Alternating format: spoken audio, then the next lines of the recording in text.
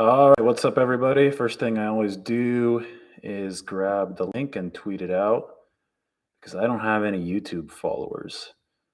So I have it here and we'll put it here. Get everybody on board. First person's here. And there we go. Good. Yeah, actually, I don't like that.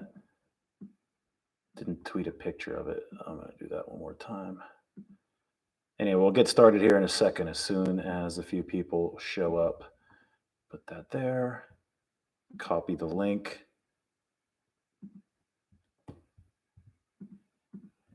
And here we go. Now it works. All right, what's up? We got 3 of you here.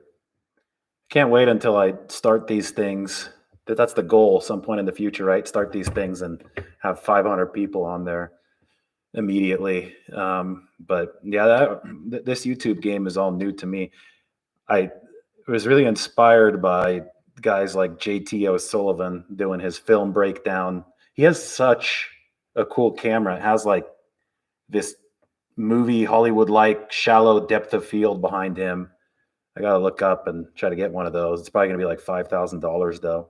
You just have a little webcam right here that I got for this. Cost me $100, but then you start to get into this high level stuff on YouTube where these people are really pre-producing TV shows on there. And then JT O'Sullivan, remember, he's a former 49ers quarterback. He does some great QB breakdown videos. I've learned a lot from those, but he has this camera where he's in focus and everything in the background is blurred, so it looks just like a cinema shot, and I think it's awesome. If anybody knows what kind of camera he might be using, if it won't break the bank, let me know. Kind of want to get my hands on that toy, see what I could do with these videos. Anyway, my mock draft came out today. I'm going to look at some of these questions right away. First one. Okay, we're going to answer some of these in the beginners. We'll select Trey Lance at number 3 of the 2021 NFL draft. A lot can still happen. A lot may still happen. The 49ers might trade back to like number 4, number 5 and grab a quarterback that they like. Or yeah, I hate to really put firm predictions on anything, which is why I put some qualifiers in my mock draft. I am basing it on the thought process that Kyle Shanahan and John Lynch have stated, and that is they want to keep Jimmy Garoppolo on the roster for at least 2021, and they want him to be starting quarterback, and they want to take a quarterback with the number 3 overall pick. Kyle Shanahan and John Lynch have said both of those two things. Some people might say that they're lying about 1 or 2 of those things. They have an honest track record. Of course, no executive in the NFL has a 100% truthful track record because this is a business and it's a competition business, right? This is competitive. You have to be able to outfox your competition every once in a while. So the 100% transparent truth is not always going to be feasible for executives at press conferences. But instead of taking the one-off time that John Lynch said that he wasn't sure about Joe Staley's future. I mean, there was no indication that he was going to retire. And then like 3 days later, Joe Staley retired. Instead of, just pointing at examples like that, look at the big picture. For the most part, Kyle Shanahan and John Lynch have been incredibly transparent in their press conferences and what they've said on shows and discussing the future of the team on the media. And I would say that 98, 99% of the time, what they've said has actually come to fruition. So because of that, I based my mock draft on the retention of Jimmy Garoppolo and the 49ers picking a quarterback at number 3. Is it possible for one or both of those things to not happen? Of course it's possible. And I think Kyle Shanahan even acknowledged that. One thing that nobody's talking about is the option power, or I'm trying to talk about it on Twitter, but a lot of people aren't talking about it because they're just focused in on the quarterback situation. But the option power that the 49ers have attained by trading up to number 3 allows them to do many, many things. Now, they may just love an available quarterback or an available player at number 3 and grab him, and that will be that. That's obviously possible. But do not rule out weirdness on draft day, especially since the 49ers made this trade so far ahead of the draft. So now you're starting to hear about other teams that are lower down in the pecking order that are becoming QB hungry, that might want to trade up. And the 49ers might feel that they're in extremely prime position. And I'm not saying trade back down to number 12. There could be some maneuvering, number 4, number 5, if they really have done their scouting and feel that they like one of these players and he'll still be there, and they could get a lot of draft capital back. So probably not likely, but I think when we talk about option power, when we talk about the 49ers pulling the trigger on this trade early to move up to number 3, we have to evaluate and be prepared and brace for any possible maneuver come April 26th. And that's what makes this so fun. So I'm really excited for it. Anyway, my mock draft is out. I am going to copy and paste the link today in case you didn't get it. So everybody just check that chat window. Just sign up for the free trial to The Athletic right through that link for the 9-pick mock draft. It was a lot of fun.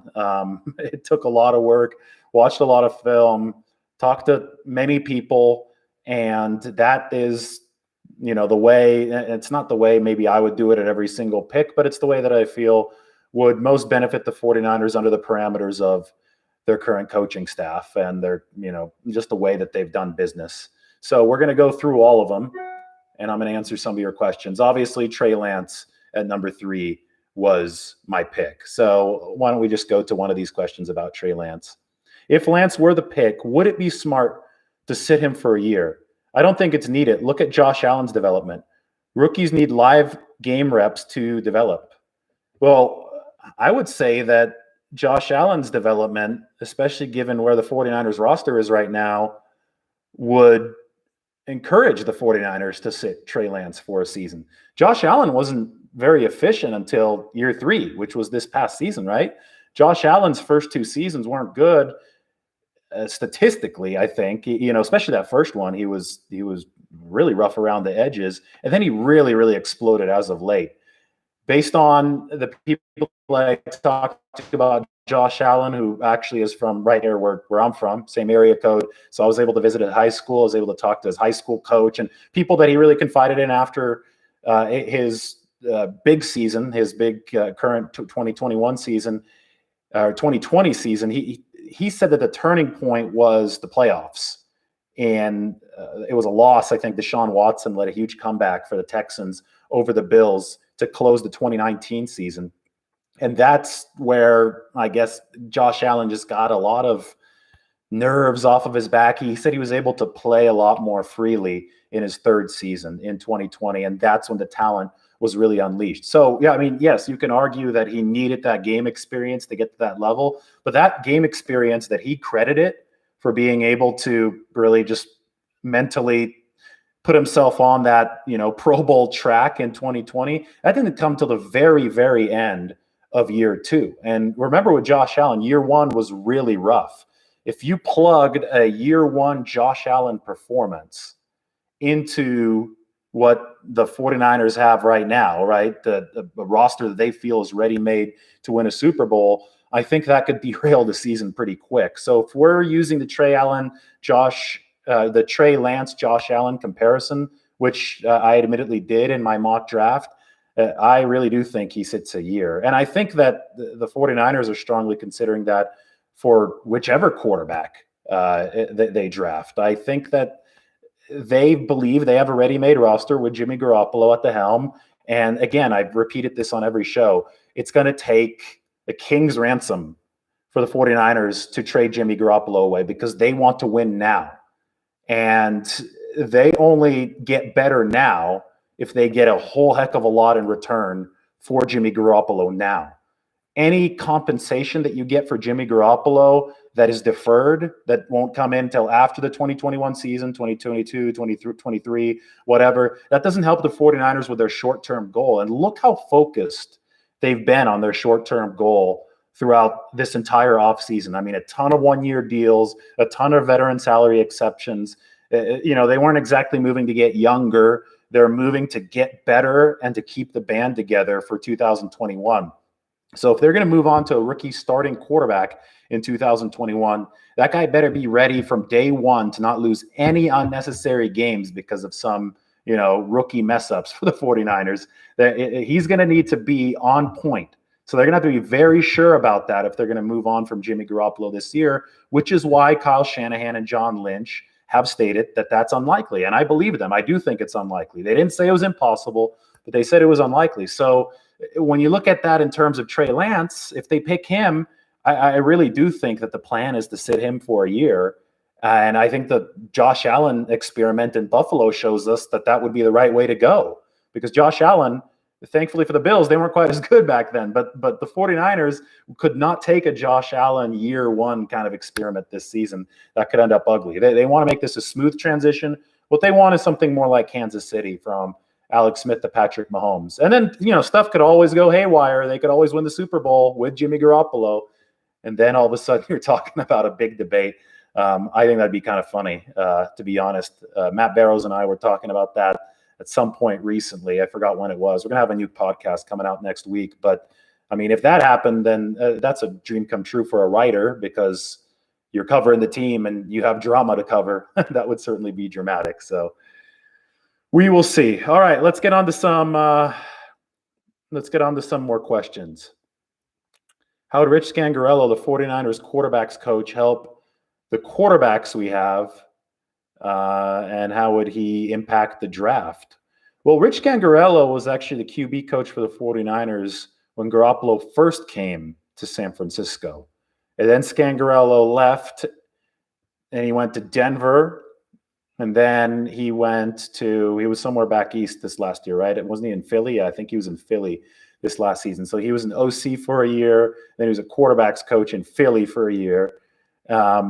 And now he's back. But when he was first with Jimmy Garoppolo, the main thing that Rich Scangarello works on with the 49ers quarterbacks is to get them ready for the Kyle Shanahan system. And the Kyle Shanahan system means a lot of play action, a lot of reads from the pocket, and running only as a last resort. So I think it's no coincidence that you saw Jimmy Garoppolo change from 2017, and maybe it wasn't for the best. This is a whole separate argument, but there was a lot of freelancing from Jimmy Garoppolo in 2017 that we no longer saw in 2018.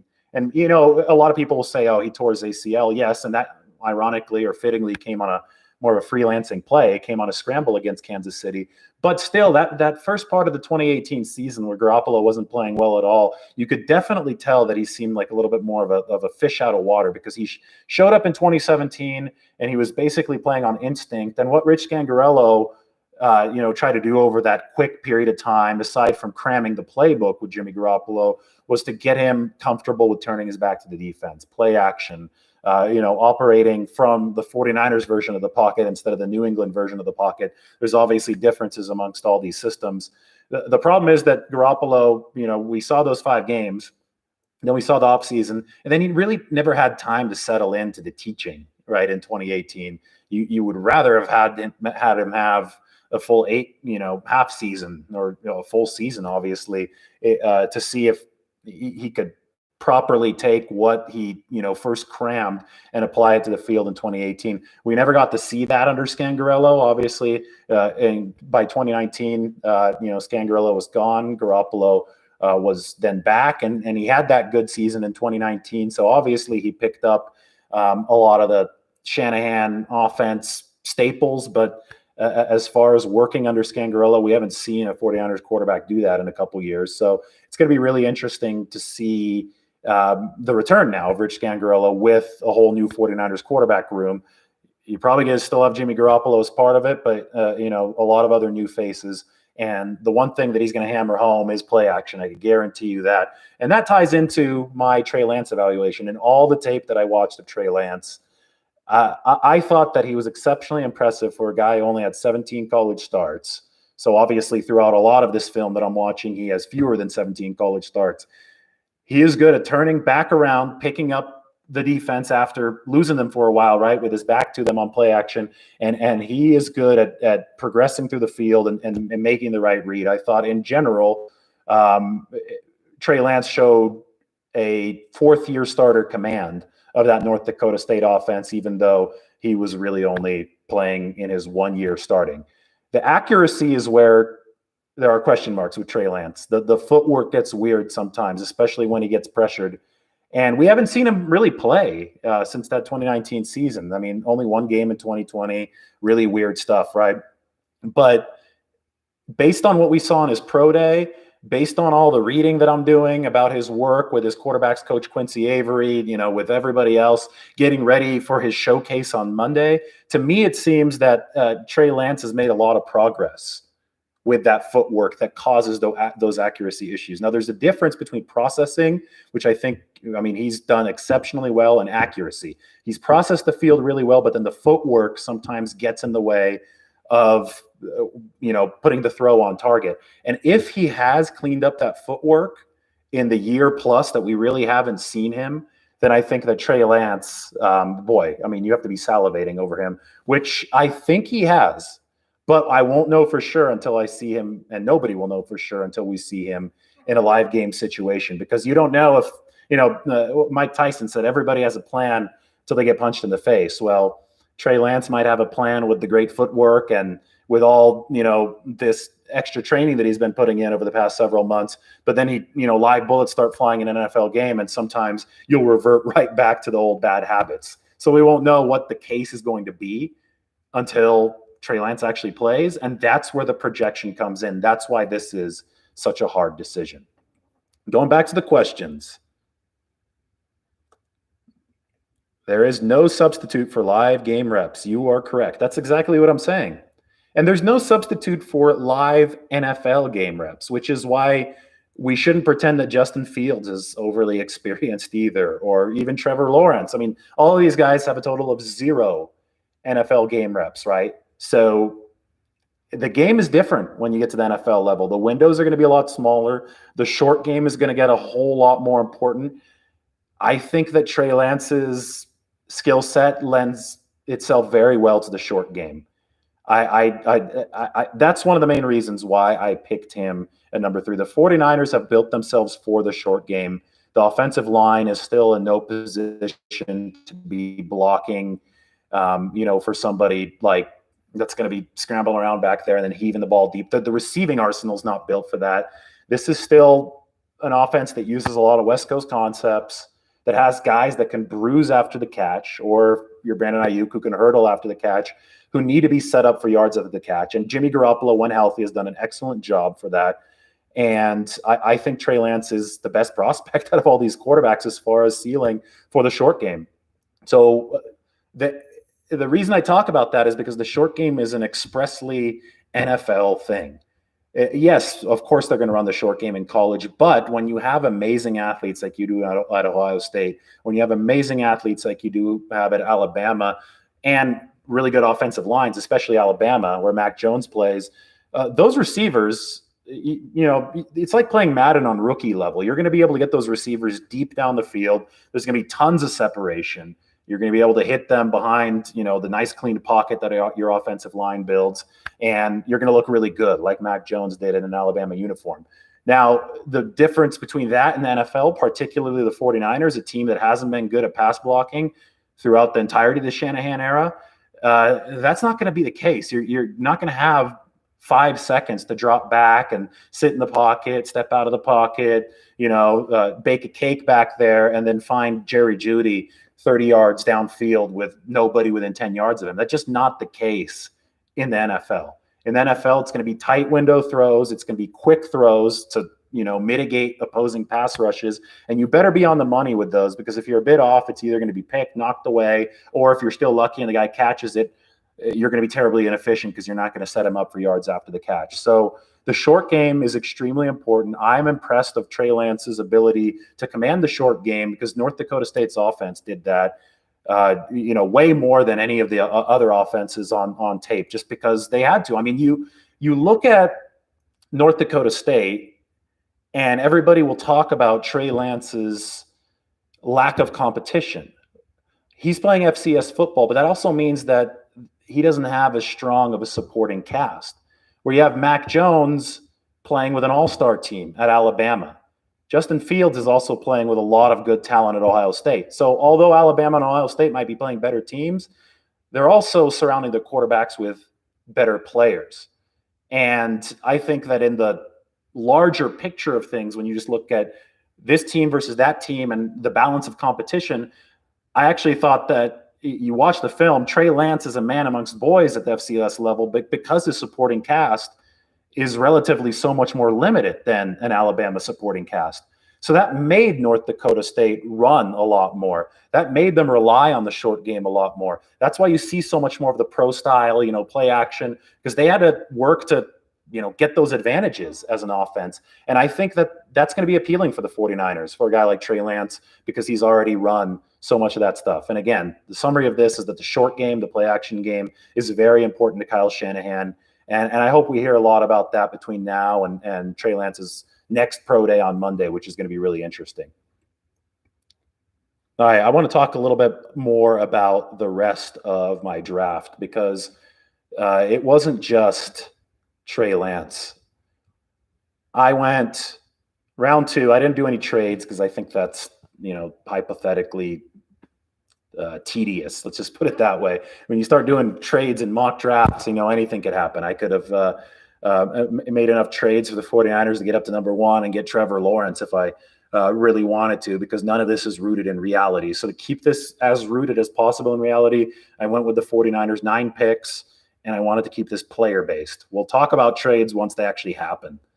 A lot of people want to talk about trades, but I don't see the point. Round 2, pick 43, Elijah Molden, nickel out of Washington. I think he could play on the outside if the 49ers need to in a pinch. I think that he could play at safety if the 49ers need to in the pinch. But more than anything, I see Elijah Molden being the successor to K'Wan Williams, who just turned 30 years old and is only under a 1-year contract. Just go on YouTube, you're on YouTube right now, so you can wait. But after this, you go on YouTube, type in Elijah Molden highlights. Ignore the schematic part of this right now. That's obviously important. But the first thing that I think will jump out to a lot of people about Elijah Molden is just this guy's attitude. There's certain players, Molden's, program mate, Buda Baker from Washington. Molden is also a Husky, has the same, quality of, you don't want to play against that guy. He's always a pain in your ass if he's on defense. I'm talking about Buda Baker, but now I'm talking about Elijah Molden too. He is always a pain. It's one of those situations where you don't want to face this guy as an offense. You get that feel from Elijah Molden's tape. He's instinctual. He's aggressive. We talk about K'Wan Williams and the nickname of Shark. That's because he's instinctual and aggressive. I think Elijah Molden brings a lot of the same qualities to the table, and he's just versatile. He's just versatile, and I really think that he's kind of that glue piece that you want on your defense. So that's why he was my second round pick. In the third round, I went with Drew Dahlman. Drew Dahlman, he's the center out of Stanford. His dad played for the 49ers and followed the same path, came out of Stanford in the 6th round. That was way back in 1993. The 49ers really need a succession plan for Alex Mack, who's going to be 36 years old this next season. So in Drew Dahlman, you have a center who's excellent at the outside zone. He can move. And I think because he played in Stanford's power-based scheme, they run a lot of power at Stanford. So you have a lot of questions about his size, since he's, not quite 300 pounds, maybe just on the border of it.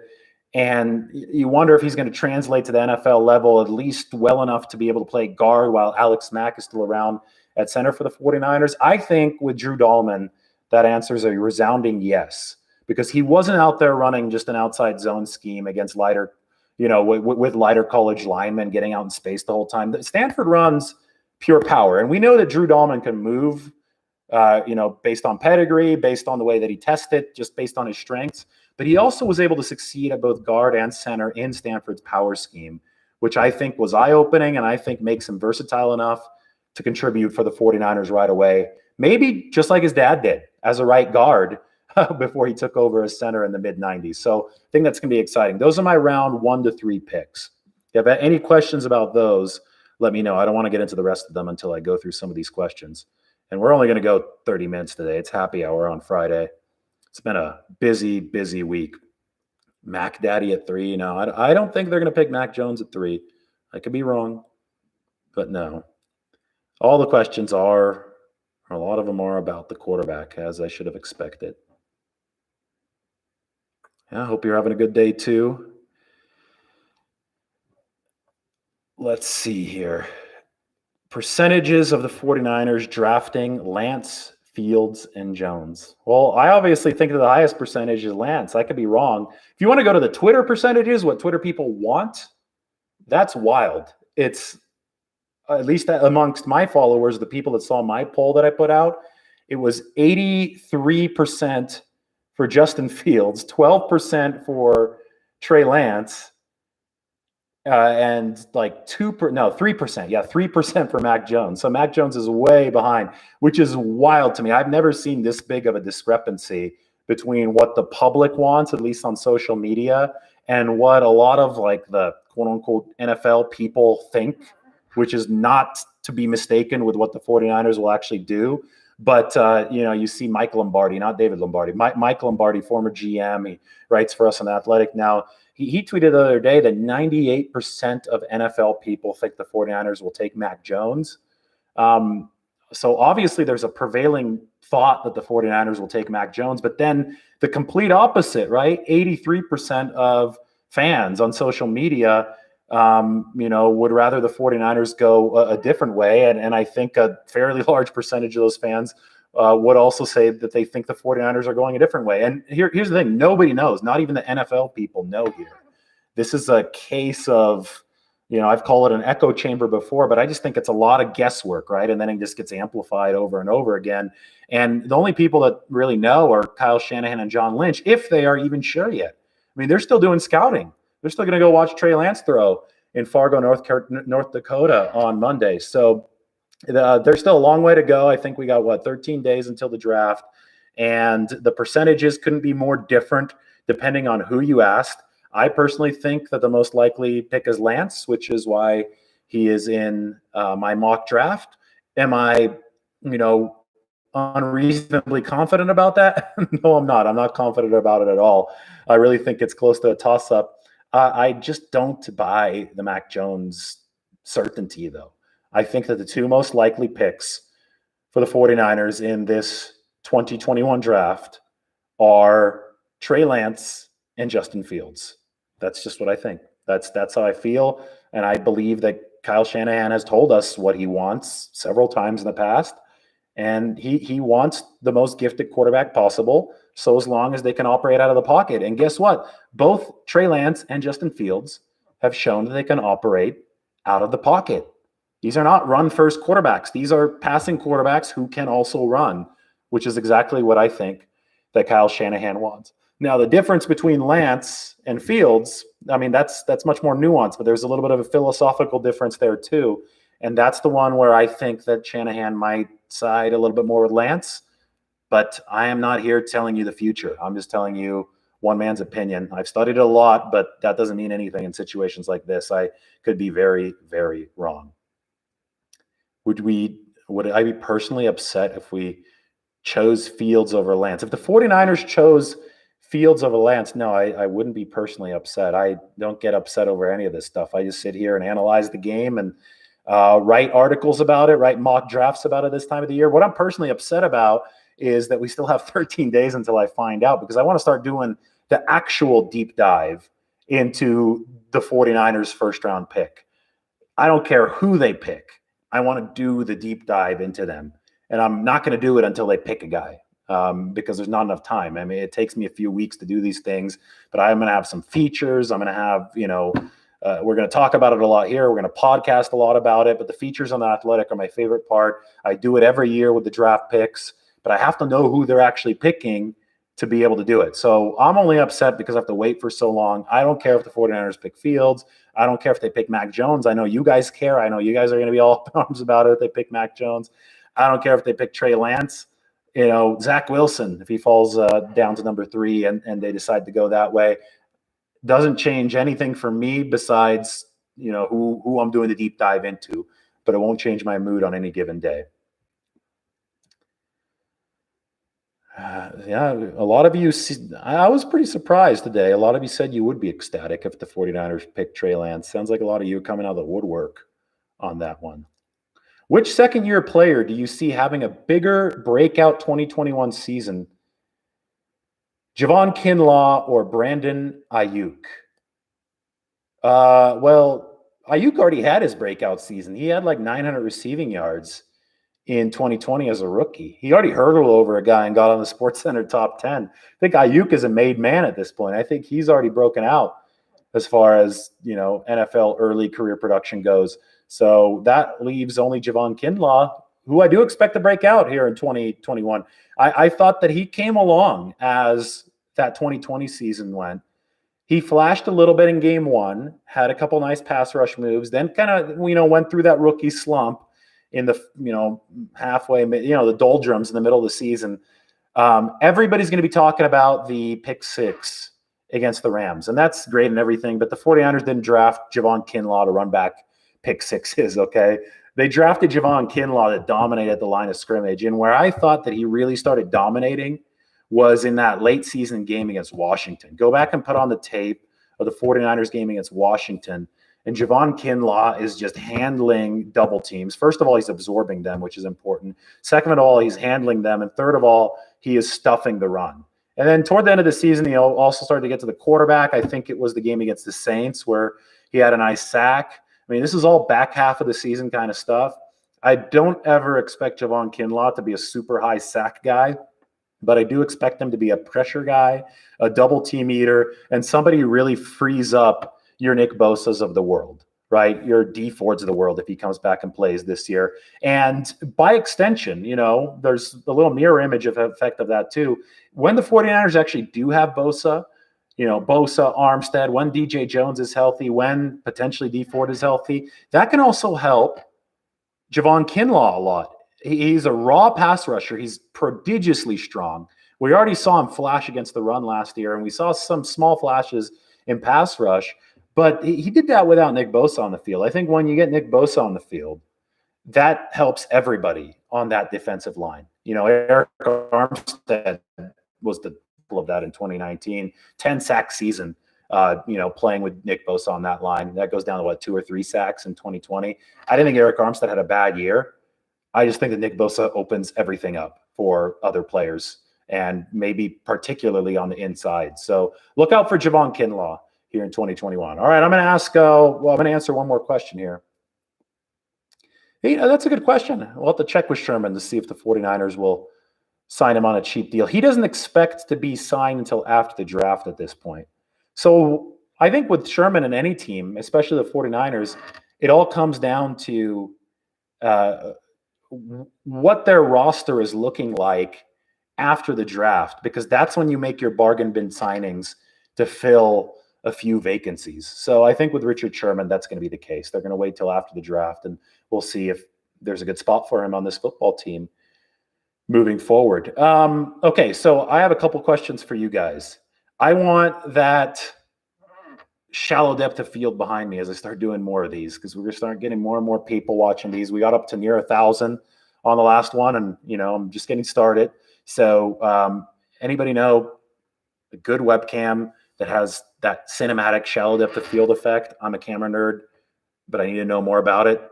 Comment on this video or whatever. Let me know what kind of camera I can get for a good price to do that. 2, I'm sharing my mock draft again. If you haven't signed up for The Athletic today, people are talking about this one. I put a ton of work into it. That's not your average mock draft. There's a lot of film that was watched. I talked to a lot of people that are much smarter than me to ensure that all the players listed on there would be good 49ers fits. And I make my case for each one. I might be wrong about all 9 of them, but that's not the point of a mock draft. It's not always to be correct. It's to study the way that a football team builds its roster, the principles that they apply, the traits that they covet. And I think it was just a fun exercise to go through a number of the players that I picked for the 49ers and make sure that they matched with the team. So you could sign up for the free trial to The Athletic through that link. Otherwise, it's just like a cup of coffee per month. So it should be worth it. And then I have a very exciting announcement for Monday. We have an interactive piece coming where you'll be able to do your own mock draft and also build your own 53-man roster. I know a lot of you liked our initial salary cap roster builder, or we have more of that coming. And hopefully we'll all be able to get together virtually through these YouTube lives and, through the Google spreadsheet that I put this stuff on, and build the 49ers roster together, just trying to make this as interactive as possible. And that will be Monday. My ultimate goal is to help everybody pass the time between now and April 26th, because it really is getting a little bit tiresome. Or is it April 29th? Yeah, between now and April 29th. That's still, 13 days away. Right now it's April 16th. So between now and April 29th, we're trying to pass some time. We're trying to be interactive with this. So check out that link that I put there for the mock draft today. And thank you for the camera recommendation there, the Logitech Brio 4K. Maybe one of these days we'll get that shallow depth of field back there. Anyway, thanks everybody for joining. We will talk to you next time in just maybe a couple days. So take care.